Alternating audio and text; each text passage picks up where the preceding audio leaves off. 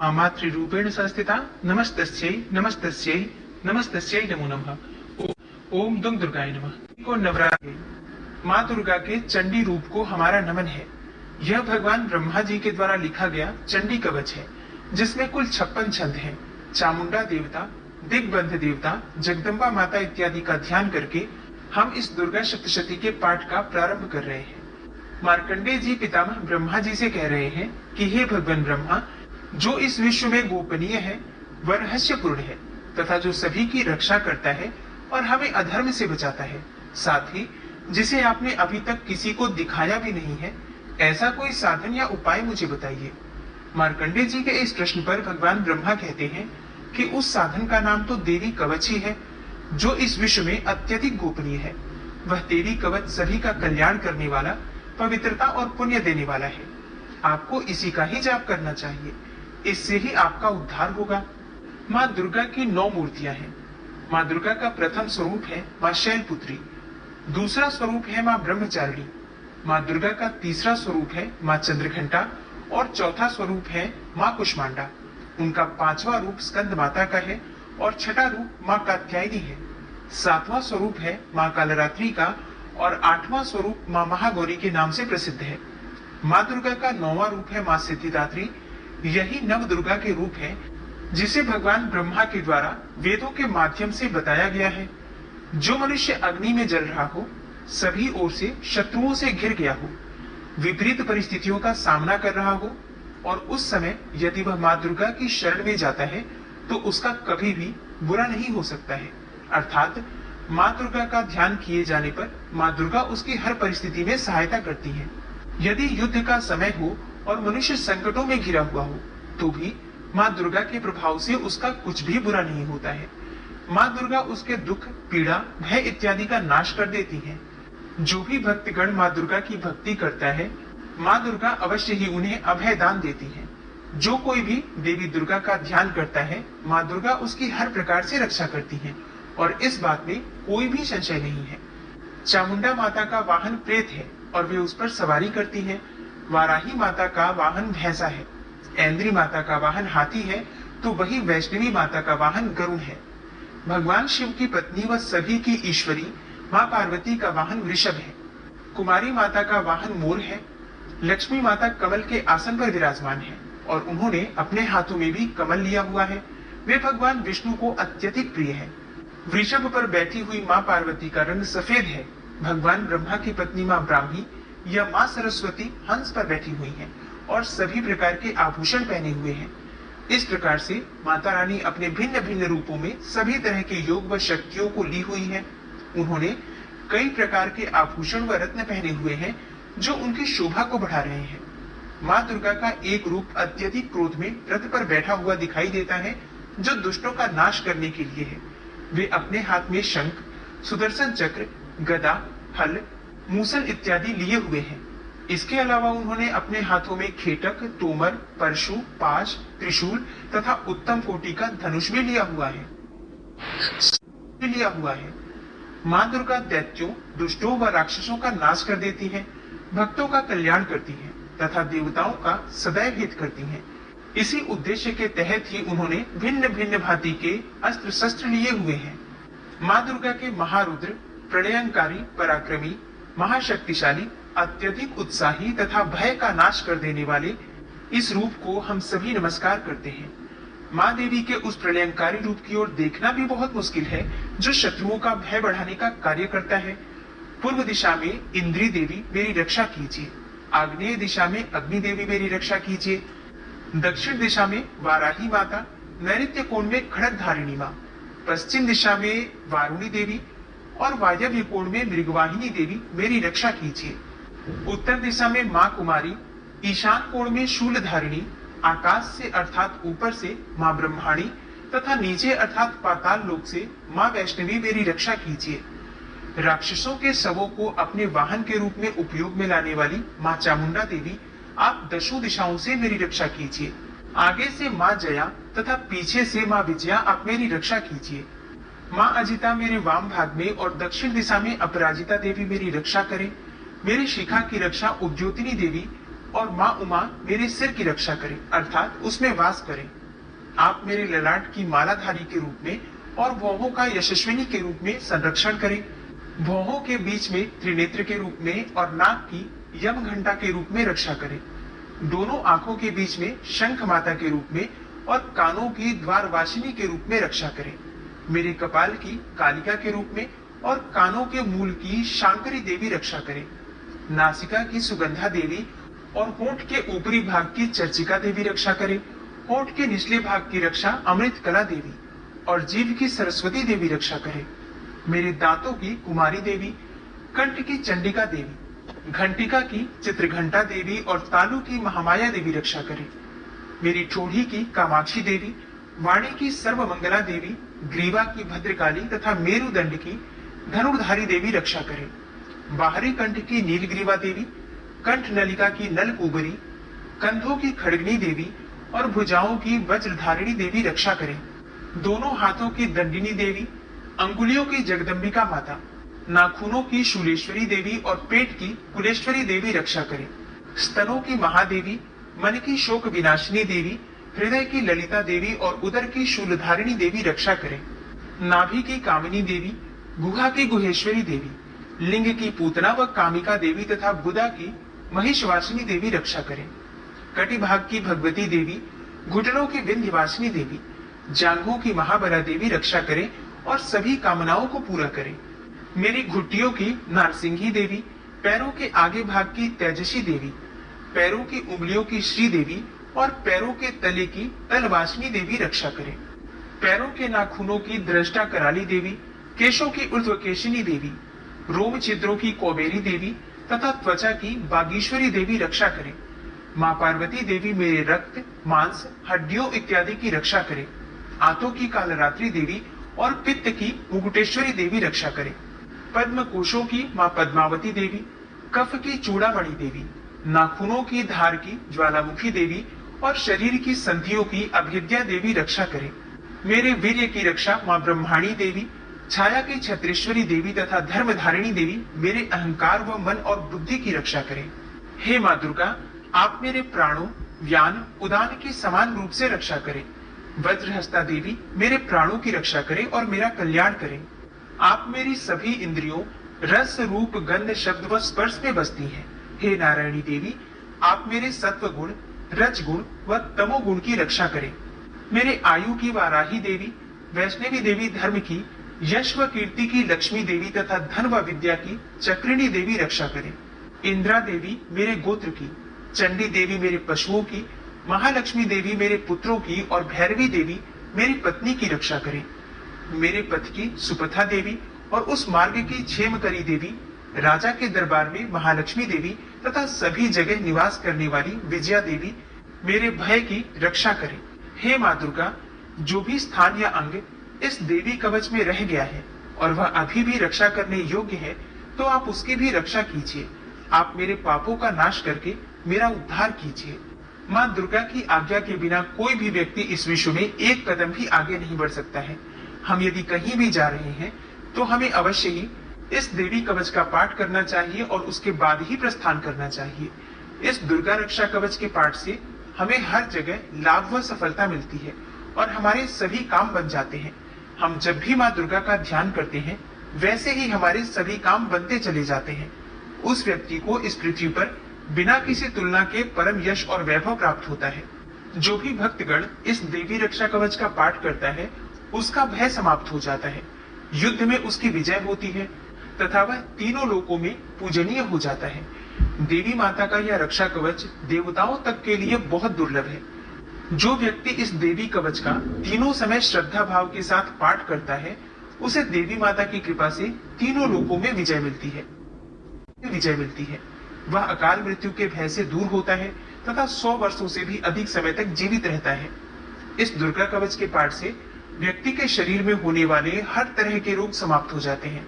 उसके शरीर में बनने वाला विष भी समाप्त हो जाता है तथा कोई रोग उसका कुछ भी बिगाड़ नहीं सकता है।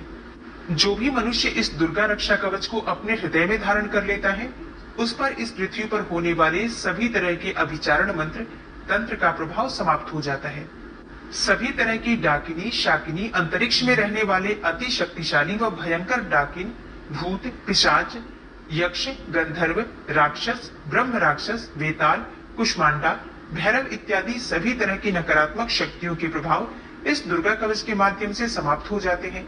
इस रक्षा कवच का पाठ करने वाला व्यक्ति राजा से सम्मान प्राप्त करता है और उसकी सुख संपत्ति में वृद्धि होती है।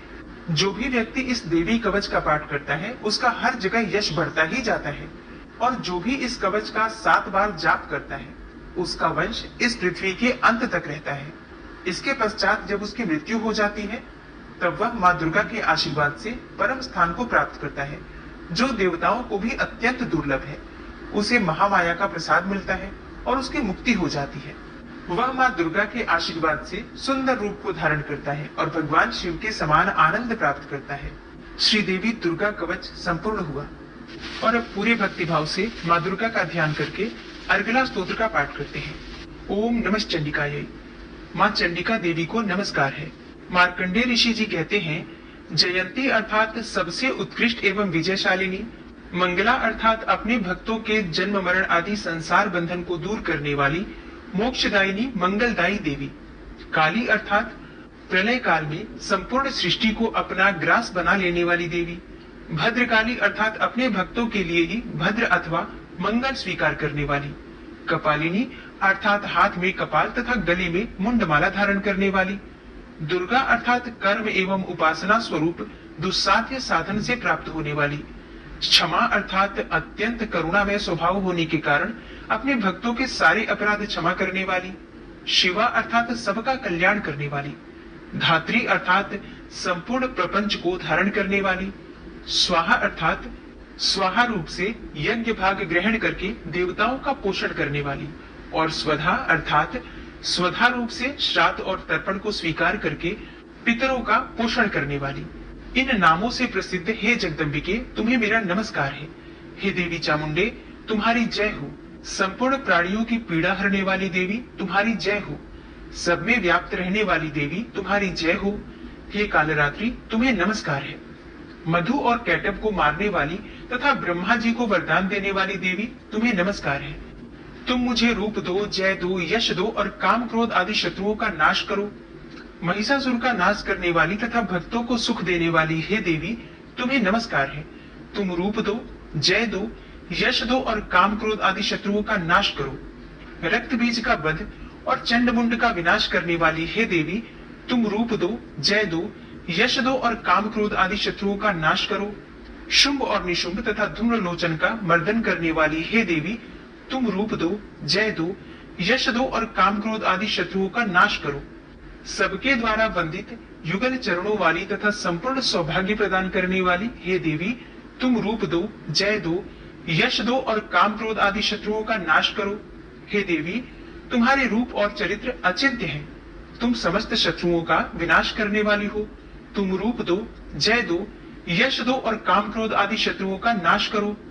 पापों को दूर करने वाली हे चंडिके, जो भक्ति पूर्वक तुम्हारे चरणों में सर्वदा मस्तक झुकाते हैं, उन्हें रूप दो, जय दो, यश दो और उनके काम क्रोध आदि शत्रुओं का नाश करो। रोगों का नाश करने वाली हे चंडिके, जो भक्ति पूर्वक तुम्हारी स्तुति करते हैं, उन्हें रूप दो, जय दो, यश दो और उनके काम क्रोध आदि शत्रुओं का नाश करो। हे चंडिके, इस संसार में जो भक्ति पूर्वक तुम्हारी पूजा करते हैं, उन्हें रूप दो, जय दो, यश दो और उनके काम क्रोध आदि शत्रुओं का नाश करो। मुझे सौभाग्य और आरोग्य दो, परम सुख दो। रूप दो, जय दो, यश दो और मेरे काम क्रोध आदि शत्रुओं का नाश करो। जो मुझसे द्वेष रखते हो, उनका नाश और मेरे बल की वृद्धि करो। रूप दो, जय दो, यश दो और मेरे काम क्रोध आदि शत्रुओं का नाश करो। हे देवी, मेरा कल्याण करो, मुझे उत्तम संपत्ति प्रदान करो। रूप दो, जय दो, यश दो और मेरे काम क्रोध आदि शत्रुओं का नाश करो। हे अंबिके, देवता और असुर दोनों ही अपने माथे के मुकुट की मड़ियों को तुम्हारे चरणों पर घिसते रहते हैं। तुम रूप दो, जय दो, यश दो और काम क्रोध आदि शत्रुओं का नाश करो। तुम अपने भक्त जनों को विद्वान, यशस्वी और लक्ष्मीवान बनाओ तथा रूप दो, जय दो, यश दो और उनके काम क्रोध आदि शत्रुओं का नाश करो। प्रचंड दैत्यों के दर्प का दरण करने वाली हे चंडिके, मुझ शरणागत को रूप दो, जय दो, यश दो और मेरे काम क्रोध आदि शत्रुओं का नाश करो, नाश करो। चतुर्मुख ब्रह्मा जी के द्वारा प्रशंसित चार भुजाधारिणी हे परमेश्वरी, तुम रूप दो, जय दो, यश दो और काम क्रोध आदि शत्रुओं का नाश करो। हे देवी अंबिके, भगवान विष्णु नित्य निरंतर भक्ति पूर्वक तुम्हारी स्तुति करते रहते हैं। तुम रूप दो, जय दो, यश दो और काम क्रोध आदि शत्रुओं का नाश करो। हिमालय कन्या पार्वती के पति महादेव जी के द्वारा प्रशंसित होने वाली हे परमेश्वरी, तुम रूप दो, जय दो, यश दो और काम क्रोध आदि शत्रुओं का नाश करो। सचिपति इंद्र के द्वारा सद्भाव से पूजित होने वाली हे परमेश्वरी, तुम रूप दो, जय दो, यश दो और काम क्रोध आदि शत्रुओं का नाश करो। प्रचंड भुजदंडों वाले दैत्यों का घमंड चूर करने वाली हे देवी, तुम रूप दो, जय दो, यश दो और काम क्रोध आदि शत्रुओं का नाश करो। हे देवी अंबिके, तुम अपने भक्त जनों को सदा असीम आनंद प्रदान करती रहती हो। मुझे रूप दो, जय दो, यश दो और मेरे काम क्रोध आदि शत्रुओं का नाश करो। मन की इच्छा के अनुसार चलने वाली मनोहर पत्नी प्रदान करो, जो दुर्गम संसार सागर से तारने वाली तथा उत्तम कुल में उत्पन्न हुई हो।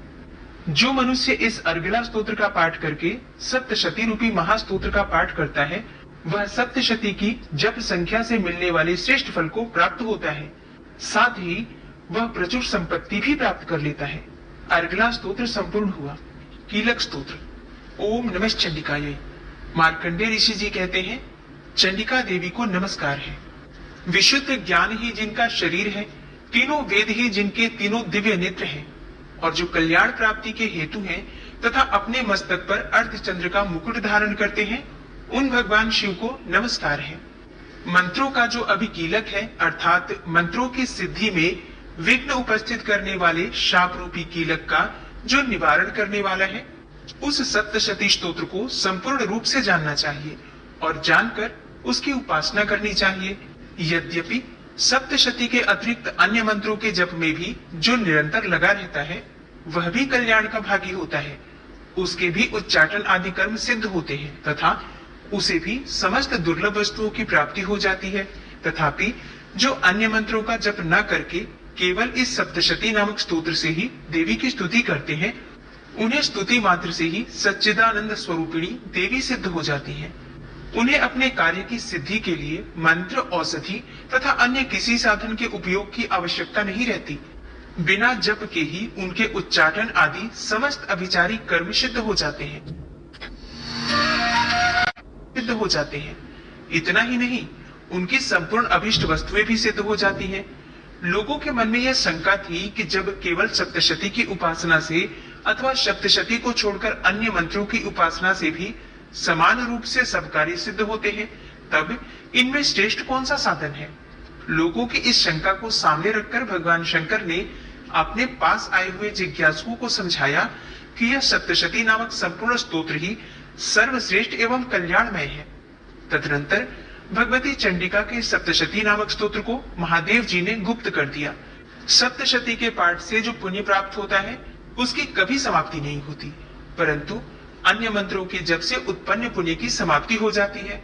अतः भगवान शिव ने अन्य मंत्रों की अपेक्षा जो सप्तशती की ही श्रेष्ठता का निर्णय किया, उसे यथार्थ ही जानना चाहिए। अन्य मंत्रों का जप करने वाला पुरुष भी यदि सप्तशती के स्तोत्र और जप का अनुष्ठान कर ले, तो वह भी पूर्ण रूप से ही कल्याण का भागी होता है। इसमें तनिक भी संदेह नहीं है। जो साधक कृष्ण पक्ष की चतुर्दशी अथवा अष्टमी को एकाग्रचित्त होकर भगवती की सेवा में अपना सर्वस्व समर्पित कर देता है और फिर उसे प्रसाद रूप से ग्रहण करता है, उसी पर भगवती प्रसन्न होती है, अन्यथा उनकी प्रसन्नता नहीं प्राप्त होती। इस प्रकार सिद्धि के प्रतिबंधक रूप कील के द्वारा महादेव जी ने इस स्तोत्र को कीलित कर रखा है।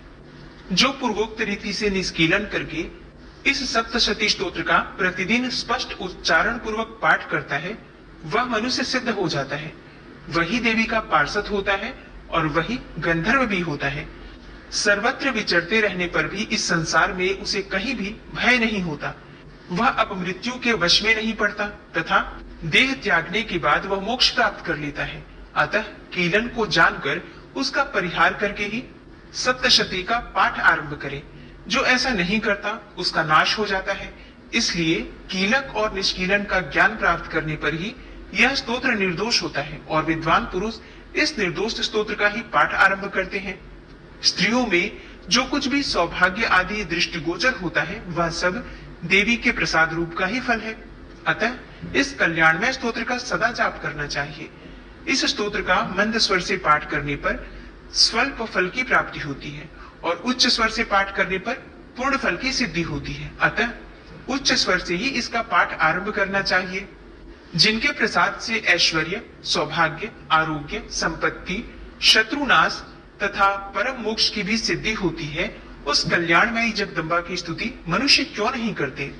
कीलक स्तोत्र संपूर्ण हुआ और अब मन में मां भगवती दुर्गा का ध्यान करते हुए ओम नमः चंडिकायै इस मंत्र का उच्चारण कीजिए और पूरे भक्तिभाव से पहले 9वें अध्याय का पाठ करेंगे और उसके बाद दुर्गा सप्तशती के 9वें अध्याय में निशुंभ के वध का वर्णन किया गया है। ओम नमः चंडिकायै। राजा ने कहा, हे भगवान, आपने रक्त बीज के वध से संबंध रखने वाले देवी चरित्र का यह अद्भुत महात्म्य मुझे बतलाया। अब रक्त बीज के मारे जाने पर अत्यंत क्रोध में भरे हुए शुंभ और निशुंभ ने जो कर्म किया उसे मैं सुनना चाहता हूँ। ऋषि कहते हैं, हे राजन, युद्ध में रक्त बीज तथा अन्य दैत्यों के मारे जाने पर शुंभ और निशुंभ के क्रोध की सीमा न रही। अपनी विशाल सेना इस प्रकार मारी जाती देखकर निशुंभ अमरस में भरकर देवी की ओर दौड़ा। उसके साथ असुरों की प्रधान सेना थी। उसके आगे, पीछे तथा पार्श्व भाग में बड़े बड़े असुर थे जो क्रोध से ओट चबाते हुए देवी को मार डालने के लिए आए। और महापराक्रमी शुंभ भी अपनी सेना के साथ मातृगणों से युद्ध करके क्रोधवश चंडिका को मारने के लिए आ पहुंचा। तब देवी के साथ शुंभ और निशुंभ का घोर संग्राम छिड़ गया। वे दोनों दैत्य मेघों की भांति बाणों की भयंकर वृष्टि कर रहे थे। उन दोनों के चलाए हुए बाणों को चंडिका ने अपने बाणों के समूह से तुरंत काट डाला और शस्त्र समूहों की वर्षा करके उन दोनों दैत्यपतियों के अंगों में भी चोट पहुंचाई। निशुंभ ने तीखी तलवार और चमकती हुई ढाल लेकर देवी के श्रेष्ठ वाहन सिंह के मस्तक पर प्रहार किया। अपने वाहन को चोट पहुंचने पर देवी ने क्षुरप्र नामक बाण से निशुंभ की श्रेष्ठ तलवार तुरंत ही काट डाली और उसकी ढाल को भी, जिसमें 8 चांद जड़े थे, खंड खंड कर दिया। ढाल और तलवार के कट जाने पर उस असुर ने शक्ति चलाई, किंतु सामने आने पर देवी ने चक्र से उसके भी 2 टुकड़े कर दिए। अब तो निशुंभ क्रोध से जल उठा और उस दानव ने देवी को मारने के लिए शूल उठाया, किंतु देवी ने समीप आने पर उसे भी मुक्के से मारकर चूर्ण कर दिया। तब उसने गदा उठाकर देवी के ऊपर चलाई, परंतु वह भी देवी के त्रिशूल से कटकर भस्म हो गई। तदनंतर दैत्यराज निशुंभ को फरसा हाथ में लेकर आते देखकर देवी ने बाण समूहों से घायल कर धरती पर सुला दिया। उस भयंकर पराक्रमी भाई निशुंभ के धराशायी हो जाने पर शुंभ को बड़ा क्रोध हुआ और अंबिका का वध करने के लिए वह आगे बढ़ा। रथ पर बैठे बैठे ही उत्तम आयुधों से सुशोभित अपनी बड़ी बड़ी 8 अनुपम भुजाओं से समूचे आकाश को ढककर वह अद्भुत शोभा पाने लगा। उसे आते देखकर देवी ने शंख बजाया और धनुष की प्रत्यंचा का भी अत्यंत दुस्साह शब्द किया। साथ ही अपने घंटे के शब्द से जो समस्त दैत्य सैनिकों का तेज नष्ट करने वाला था, संपूर्ण दिशाओं को व्याप्त कर दिया। तदनंतर सिंह ने भी अपनी दहाड़ से, जिसे सुनकर बड़े बड़े गजराजों का महान मदचूर हो जाता था, आकाश, पृथ्वी और 10 दिशाओं को गुंजा दिया। फिर काली ने आकाश में उछलकर अपने दोनों हाथों से पृथ्वी पर आघात किया। उससे ऐसा भयंकर शब्द हुआ जिससे पहले के सभी शब्द शांत हो गए। तत्पश्चात शिवदूती ने दैत्यों के लिए अमंगलजनक अट्टहास किया। इन शब्दों को सुनकर समस्त असुर थर्रा उठे, किंतु शुंभ को बड़ा क्रोध हुआ। उस समय देवी ने जब शुंभ को लक्ष्य करके कहा, ओ दुरात्मन, खड़ा रह, खड़ा रह, तभी आकाश में खड़े हुए देवता बोल उठे, जय हो, जय हो। शुंभ ने वहां आकर ज्वालाओं से युक्त अत्यंत भयानक शक्ति चलाई। अग्निमय पर्वत के समान आती हुई उस शक्ति को देवी ने बड़े भारी लूके से दूर हटा दिया। तब उस समय शुंभ के सिंहनाद से तीनों लोग गूंज उठे। हे राजन, उसकी प्रतिध्वनि से वज्रपात के समान भयानक शब्द हुआ, जिसने अन्य सब शब्दों को जीत लिया। शुंभ के चलाए हुए बाणों के देवी ने और देवी के चलाए हुए बाणों के शुंभ ने अपने भयंकर बाणों द्वारा सैकड़ों और हजारों टुकड़े कर दिए। तब क्रोध में भरी हुई चंडिका ने शुंभ को सूल से मारा। इसके आघात से मूर्छित हो वह पृथ्वी पर गिर पड़ा। इतने में ही निशुंभ को चेतना हुई और उसने धनुष हाथ में लेकर बाणों द्वारा देवी, काली तथा सिंह को घायल कर डाला। फिर उस दैत्यराज ने 10,000 बाहें बनाकर चक्रों के प्रहार से चंडिका को आच्छादित कर दिया। तब दुर्गम पीड़ा का नाश करने वाली भगवती दुर्गा ने कुपित होकर अपने बाणों से उन चक्रों तथा बाणों को काट गिराया। यह देखकर निशुंभ दैत्य सेना के साथ चंडिका का वध करने के लिए हाथ में गदा ले बड़े वेग से दौड़ा। उसके आते ही चंडी ने तीखी धार वाली तलवार से उसकी गदा को शीघ्र ही काट डाला। तब उसने शूल हाथ में ले लिया। देवताओं को पीड़ा देने वाले निशुंभ को शूल हाथ में लिए आते देख चंडिका ने वेग से चलाए हुए अपने शूल से उसकी छाती छेद डाली। शूल से विदीर्ण हो जाने पर उसकी छाती से एक दूसरा महाबली एवं महापराक्रमी पुरुष खड़ी रह कहता हुआ निकला। उस निकलते हुए पुरुष की बात सुनकर देवी ठठाकर हंस पड़ी और खड्ग से उन्होंने उसका मस्तक काट डाला। फिर तो वह पृथ्वी पर गिर पड़ा और तदनंतर सिंह अपनी दाढ़ों से असुरों की गर्दन कुचलकर खाने लगा। बड़ा ही भयंकर दृश्य था। उधर काली तथा शिवदूती ने भी अन्यान्य दैत्यों का भक्षण करना आरंभ कर दिया। कौमारी की शक्ति से विदीर्ण होकर कितने ही महादैत्य नष्ट हो गए। ब्रह्माणी के मंत्रपूत जल से निस्तेज होकर कितने ही भाग खड़े हुए। कितने ही दैत्य माहेश्वरी के त्रिशूल से छिन्न भिन्न हो धराशायी हो गए। वाराही के थुथुंस के आघात से कितनों का पृथ्वी पर कचूमर निकल गया। वैष्णवी ने भी अपने चक्र से दानवों के टुकड़े टुकड़े कर डाले। ऐन्द्री के हाथ से छूटे हुए वज्र से भी कितने ही प्राणों से हाथ धो बैठे। कुछ असुर नष्ट हो गए, कुछ उस महायुद्ध से भाग गए तथा कितने ही काली शिवदूती तथा सिंह के ग्रास बन गए। ओम नमः चंडिकाय। श्री मार्कंडेय पुराण में सावर्णिक मनवंतर की कथा के अंतर्गत देवी महात्म्य में निशुंभवत नामक 9वां अध्याय पूरा हुआ और अब आप सुनेंगे 10वां अध्याय। 10वें अध्याय में शुंभ के वध का वर्णन किया गया है। ऋषि कहते हैं, हे राजन, अपने प्राणों के समान प्यारे भाई निशुंभ को मारा गया देखकर तथा सारी सेना का संहार होता जानकर शुंभ ने कुपित होकर कहा, दुष्ट दुर्गे, तू बल के अभिमान में आकर झूठ मूठ का घमंड न दिखा। तू बड़ी मानिनी बनी हुई है, किंतु दूसरी स्त्रियों के बल का सहारा लेकर लड़ती है। देवी बोली, ओ दुष्ट, मैं अकेली ही हूँ। इस संसार में मेरे सिवा दूसरी कौन है? देख, ये मेरी ही विभूतियां हैं, अतः मुझ में ही प्रवेश कर रही हैं। तदनंतर ब्रह्माणी आदि समस्त देवियां अंबिका देवी के शरीर में ही लीन हो गई। उस समय केवल अंबिका देवी ही रह गई। देवी बोली, मैं अपनी ऐश्वर्य शक्ति से अनेकों रूपों में यहाँ उपस्थित हुई थी। उन सभी रूपों को मैंने समेट लिया है और अब अकेली ही युद्ध में खड़ी हूँ। तुम भी स्थिर हो जाओ। ऋषि कहते हैं, तदनंतर देवी और शुंभ दोनों में सब देवताओं तथा दानवों के देखते देखते भयंकर युद्ध छिड़ गया। बाणों की वर्षा तथा तीखे शस्त्रों एवं दारुण अस्त्रों के प्रहार के कारण उन दोनों का युद्ध सब लोगों के लिए बड़ा भयानक प्रतीत हो रहा था। उस समय अंबिका देवी ने जो सैकड़ों दिव्य अस्त्र छोड़े, उन्हें दैत्यराज शुंभ ने उनके निवारक अस्त्रों द्वारा काट डाला। इसी प्रकार शुंभ ने भी जो दिव्य अस्त्र चलाए, उन्हें परमेश्वरी ने भयंकर हुंकार शब्द के उच्चारण आदि द्वारा खिलवाड़ में ही नष्ट कर डाला। तब उस असुर ने सैकड़ों बाणों से देवी को आच्छादित कर दिया। यह देखकर क्रोध में भरी हुई उन देवी ने भी बाण मारकर उसका धनुष काट डाला और धनुष कट जाने पर फिर दैत्यराज ने शक्ति हाथ में ले ली, किंतु देवी ने चक्र से उसके हाथ की शक्ति को भी काट गिराया। तत्पश्चात दैत्यों के स्वामी शुंभ ने 100 चांद वाली चमकती हुई ढाल और तलवार हाथ में लेकर उस समय देवी पर धावा किया। उसके आते ही चंडिका ने अपने धनुष से छोड़े हुए तीखे बाणों द्वारा उसकी सूर्य किरणों के समान उज्जवल ढाल और तलवार को तुरंत ही काट दिया। फिर उस दैत्य के घोड़े और सारथी मारे गए। धनुष तो पहले ही कट चुका था। अब उसने अंबिका को मारने के लिए उद्यत होकर भयंकर मुदगर हाथ में ले लिया। उसे आते देख देवी ने अपने तीक्ष्ण बाणों से उसका मुदगर भी काट डाला। इस पर भी वह असुर मुक्का तानकर बड़े वेग से देवी की ओर झपटा। उस दैत्यराज ने देवी की छाती में मुक्का मारा। तब उन देवी ने भी उसकी छाती में एक चांटा जड़ दिया। देवी का थप्पड़ खाकर दैत्यराज शुंभ पृथ्वी पर गिर पड़ा, किंतु पुनः सहसा पूर्ववत उठकर खड़ा हो गया। फिर वह उछला और देवी को ऊपर ले जाकर आकाश में खड़ा हो गया।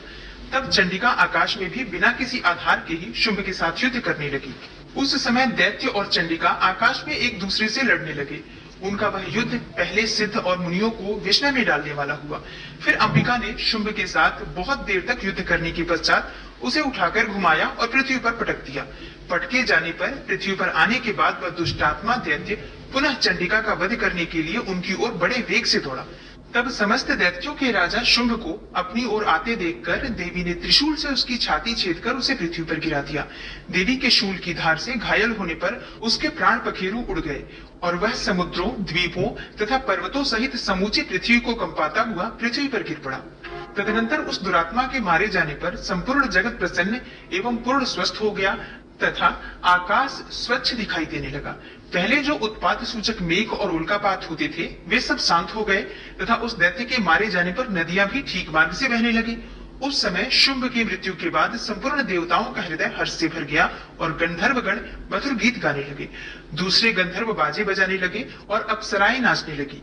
पवित्र वायु बहने लगी, सूर्य की प्रभा उत्तम हो गई, अग्निशाला की बुझी हुई आग अपने आप प्रज्वलित हो उठी तथा संपूर्ण दिशाओं के भयंकर शब्द शांत हो गए।